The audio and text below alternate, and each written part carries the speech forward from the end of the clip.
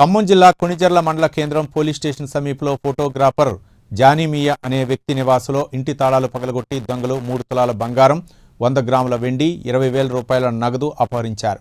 పోలీసులు కేసు నమోదు చేసుకుని దర్యాప్తు చేస్తున్నారు.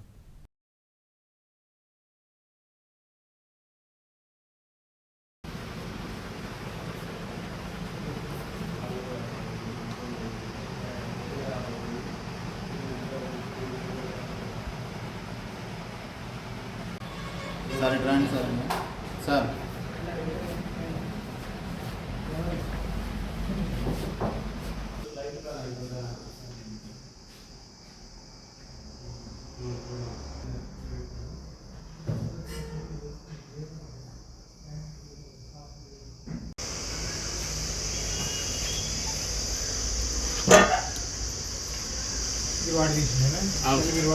మేము పట్టుకునే ఉంటాం సార్. ఎందుకంటే అది వేసింది అవతల పడుతుంటే నేను అసలు డోర్ వేసారా లేదా నేను నాటు సార్ మొహరం మొహరం పండుగ కానీ అమ్మ వాళ్ళ ఇంటికి వెళ్ళాను.